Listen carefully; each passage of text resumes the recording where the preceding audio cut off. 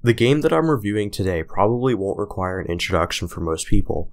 It's the second most played game on Steam, and as of now it is unchallenged. The game that I'm talking about, of course, is Counter-Strike Global Offensive, also known as Csgo. You probably know at least one person who has played this game, but if you're watching this review, you probably want to learn more.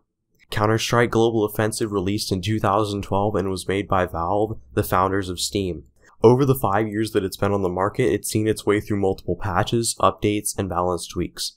It's changed a lot through these years, and most of it has been for the better. Obviously, Valve must have done something right with this game because it currently has millions of active players. CSGO is a counter-terrorist versus terrorist game based on teamwork, strategy, and accuracy. The small, simplistic design of the game is what keeps its community so large. There's no weapon unlock system, vehicles, destructible environments, or classes. Everyone is on an equal playing field, and the only thing that will give you an advantage is your skill alone. There are currently 5 game modes, which include Casual, Competitive, Arms Race, Demolition, and Deathmatch. Casual is where one team defends 2 bomb sites while the other team tries to plant the bomb and detonate it. Casual can also include a second game mode in which one team defends a hostage while the other team tries to save them. Arms Race is like a team-based gun game from Call of Duty. Each kill gains you a new gun until you eventually run out of weapons to use and you win the round. Demolition is a smaller version of Casual, where you have 1 life each round and every kill you achieve will gain you a new weapon. Deathmatch is pretty self-explanatory. In Deathmatch, you're given an unlimited amount of respawns which you can use by defeating your enemies with any weapon that you choose. The last mode is Competitive. Competitive uses the casual game modes but changes them a bit so they're more hardcore.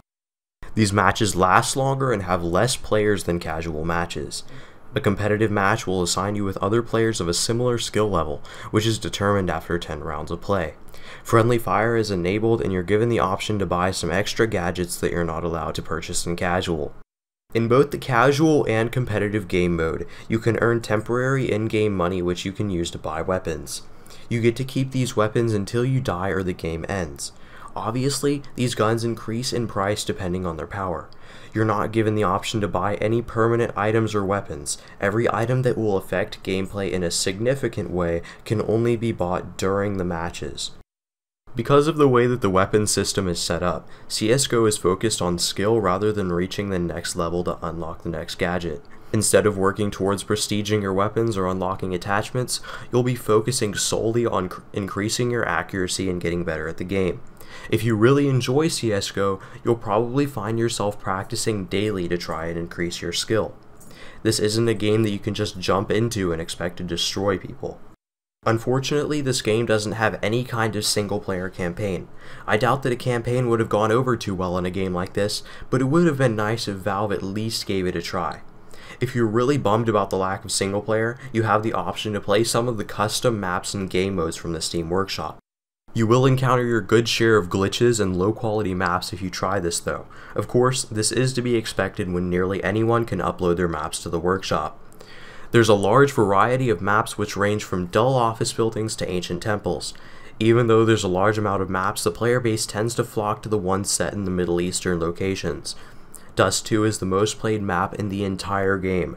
If that name doesn't ring a bell somewhere in your head, I can almost guarantee that you haven't been gaming for too long. Dust 2 is known by many to be one of the most well-made and balanced maps in almost any video game to date.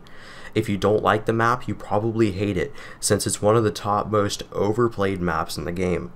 While Dust 2 is known as being one of the most balanced maps in gaming, the other maps in CSGO stand up against it very well.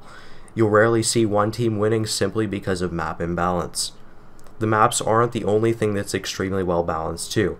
The weapons all have their strengths and disadvantages which make them useful. You'll never see one weapon completely unused because it's weak, and likewise you probably won't get absolutely destroyed by a certain gun all of the time.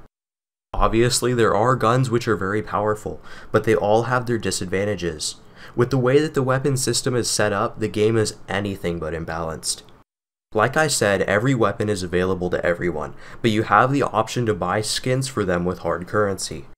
Skins change the appearance of a gun, making them look as if they were painted. These skins are obtained either through opening cases or buying them used on the Steam marketplace. The cases cost about $1 to open, and they will contain a single random weapon of a random rarity. These skins can be worth as low as 3 cents and all the way up to several $1,000s depending on their rarity. It might sound crazy and unheard of to you right now, but some people will actually pay for these. The movement system is extremely simple and sometimes frustrating. By default, your character is running, but you can choose to hold down a certain key to walk silently. Your movement speed will be affected by the weapon that you're holding also. For example, if you're holding a knife, you will move extremely fast, but while you're holding an LMG, you will move sluggishly. The part that really frustrates me is when you're shot, your character slows down to a crawl for a couple of seconds. Some could argue that this is realistic to some extent, but it makes retreating from an enemy almost impossible sometimes. If you're out in the open and you get shot by an automatic weapon, you're basically screwed if you can't return fire. As for the graphics, Csgo is a couple years late to the party. They don't exactly look bad, but they don't hold up well to other titles. The lighting quality is almost non-existent and everything looks extremely lifeless sometimes. The animations for the characters and the GUI are extremely low-end and minimalistic also. The gun models are detailed and pretty, but the maps and environments can be dull and boring. Normally these things would be a deal breaker for me, but the minimalistic design gives it something that lets it set apart from a lot of other modern games today. Instead of focusing on graphics, detailed foliage, realistic shadows, etc., Csgo focuses on the gameplay side of things. The lack of detailed maps makes it hard to sneak around, which puts an emphasis on sticking together as a team. The very simplistic graphics make it hard to hide anywhere on the map, which encourages pushes and rushes. The sound design is mediocre, meaning that it's just good enough to be acceptable, but not good enough to make you say, wow. The gun sounds are all unique to some extent, and you can normally determine which gun someone is using simply by hearing it. Despite their uniqueness, some of the LMG and SMG noises sound canned, tinny, and weak. Audio for the sniper rifles and assault rifles are acceptable though, and the silenced weapons are actually impressive. Footsteps are also a very unique sound, and you're unlikely to miss them. This adds more situational awareness to some of the more objective-based game modes. The music in the game is intense, but sometimes a bit obnoxious. I think a lot of people would agree with me when I say that a large amount of the music does more bad than it does good. This is especially true in the main menu, where you're blasted with supposedly suspenseful music, which really just ends up being annoying. There are some small tracks of music in the game, such as when the round starts or when the round ends, which really add a lot to the game, but other than that, it's mostly pointless. If you enjoy the music, that's fine, but if you don't, you can choose to shut it off in the options menu. Overall, the game is far from perfect.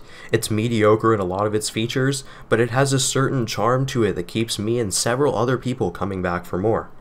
I think that almost everyone could find something that they like in Csgo, whether it be from the competitive side or the casual side of the game.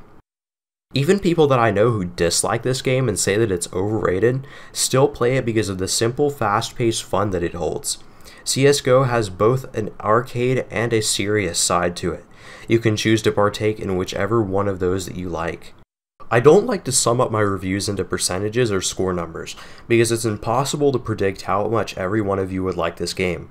I hope that by watching the gameplay and listening to this review, you've been able to come closer to making a decision for yourself. Csgo won't provide you with some next-gen experience that you have to play for yourself immediately. It's definitely a classic, but it's nothing breathtaking. The community isn't going anywhere, and I personally think that waiting for this game to drop to its normal $7 during a sale is worth it. If a sale is far away though, I think that $15 isn't too much to pay for this game for what you'll be getting here. The classic, action-packed, first-person fun will keep you entertained for hours. If this review has helped you to make a decision and you would like to see more content like this, feel free to subscribe to my channel. If you have any constructive criticism or thoughts, please drop them down below in the comments section. Thank you for watching. Peace.